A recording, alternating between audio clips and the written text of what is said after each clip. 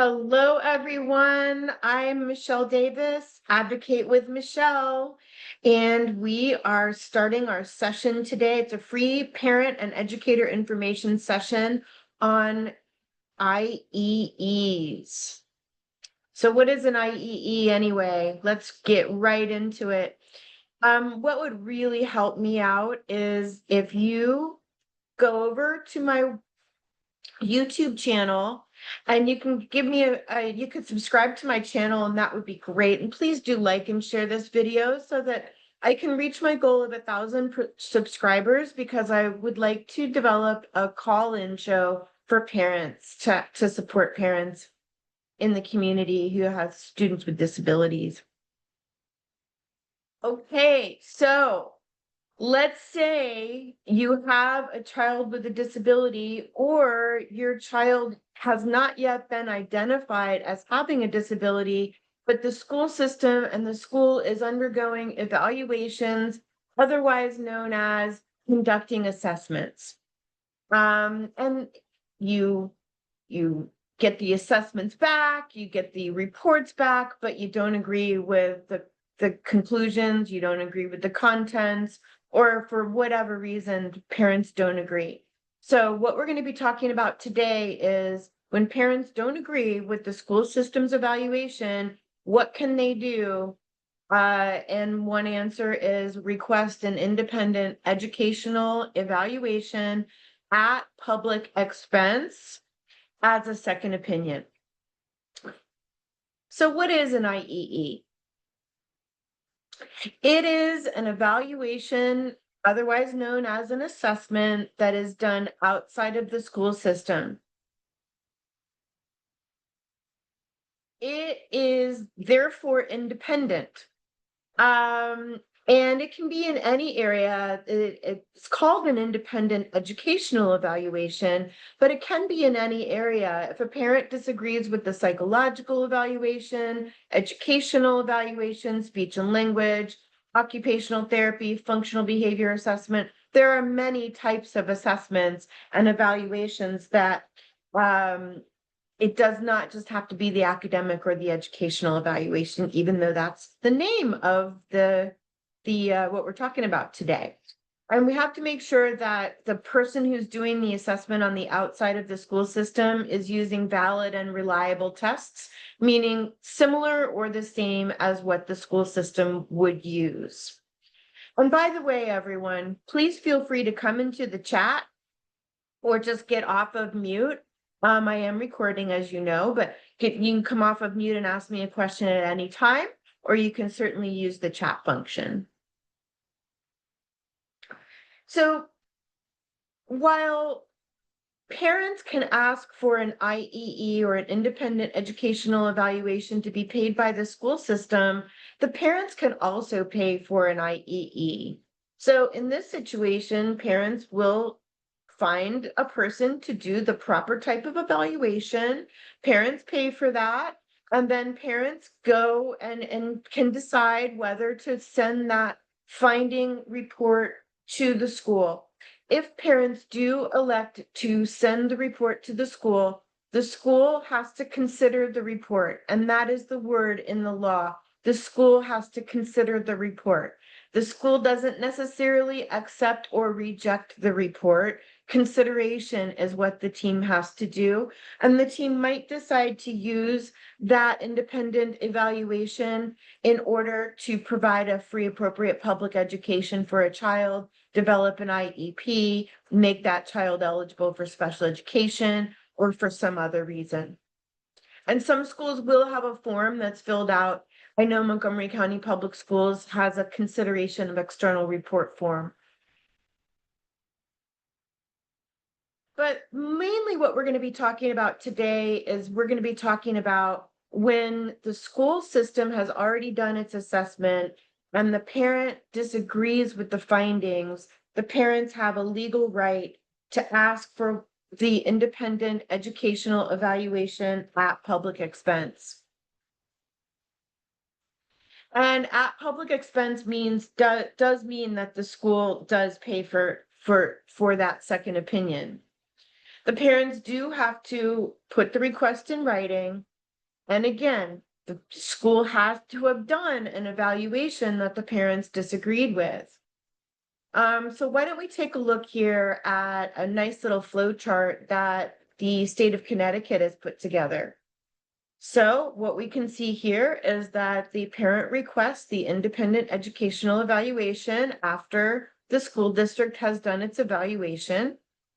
And then the school district provides the family with where to obtain that independent educational evaluation and the independent educational evaluation criteria. Now, here comes the very interesting part. What can the school district say? What choices do they have to respond to the parent?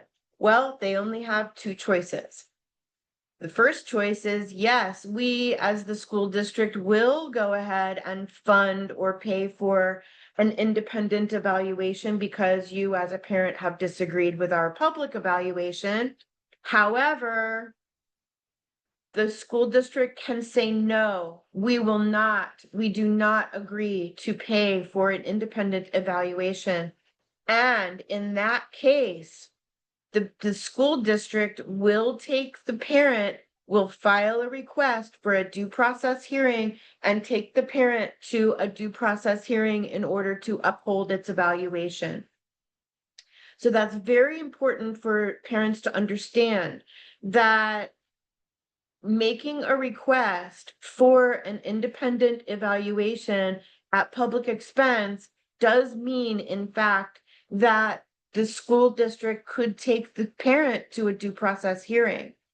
And if you don't know what a due process hearing is, think of it as special education court.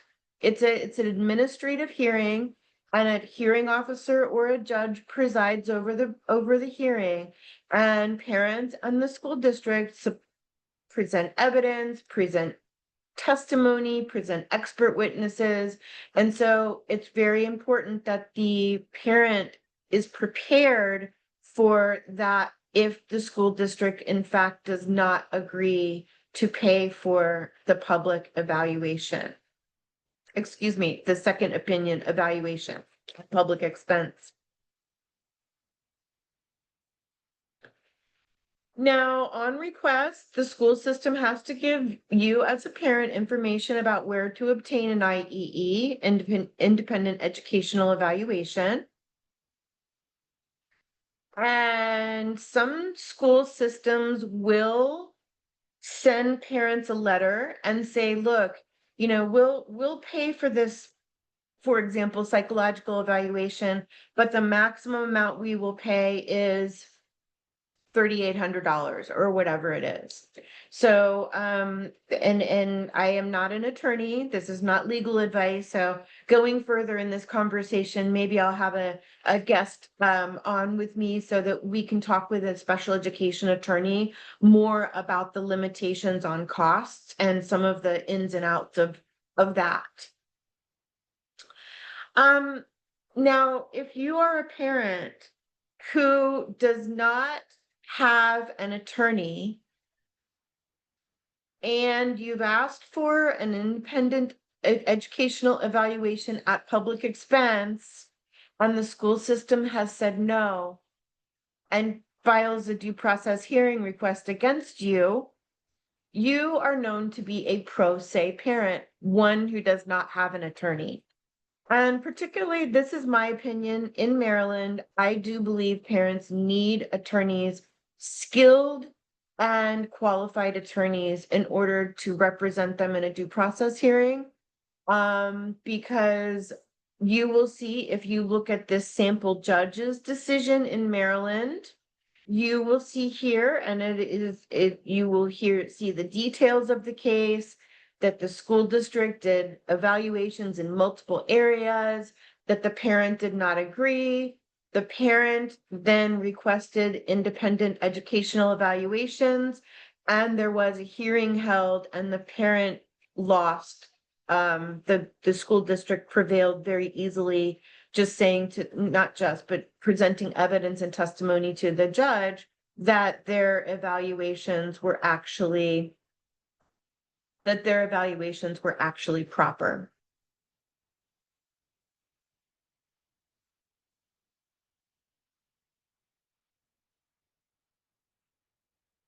The LEA or local education agency, otherwise known as the school system, must act without an unnecessary delay. And we've already talked about how the school system might file a due process hearing complaint to defend the appropriateness of its evaluation.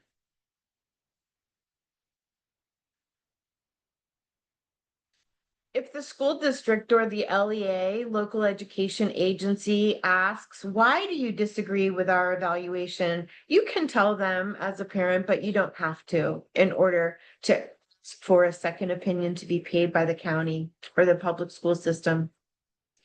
It's really important, parents, that you select someone who knows the agency or the school district's criteria and you should pick an evaluator who will meet that criteria. Otherwise, it can cause big problems down the road when you present or when that evaluation report is presented to the IEP team. Arizona has published a nice flow chart as well. And so you can take a look at that here. We might take a look at it in just a minute.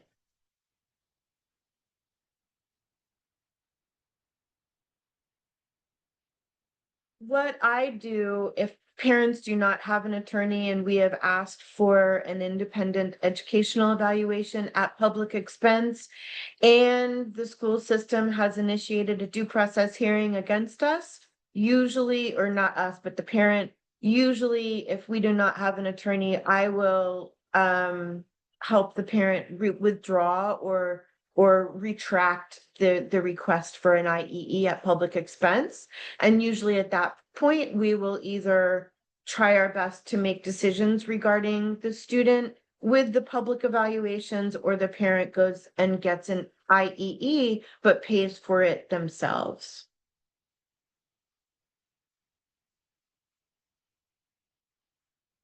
Here are some sources and resources for my presentation today.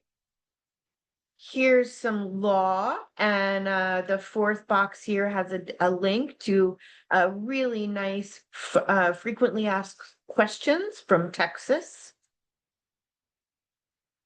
And here are all the ways you can find me. So let me just stop here and ask if there are any questions about independent educational evaluations, either paid by parents or paid by the school system.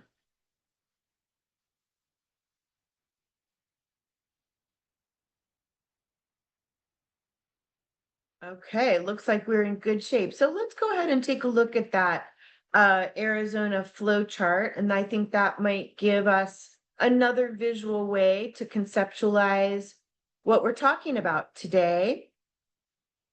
So here they call PEA the Public Education Agency. So that's going to be your like the local education agency, but it's the school system. Great, thank you. I see your question here. So I'll just pause right here and read the question that I'm getting in. Are there a situation where I think the person is asking, is there a situation where the school might honor and use data from the independent educational evaluations? Yes, indeed. My experience, and my experience is vast. I've been to thousands and thousands of these meetings and 35 plus years of working with parents and families and children with disabilities. So when a parent has an independent, pays for an independent educational evaluation and then sends it to the school, a couple of things can happen. First of all, the school can say, thank you so much for really doing this. We really appreciate it. They consider and adopt all of the educational recommendations from the independent educational evaluation. So that's the best news, because the parents have usually spent time, money, and other resources in order to obtain the IEE.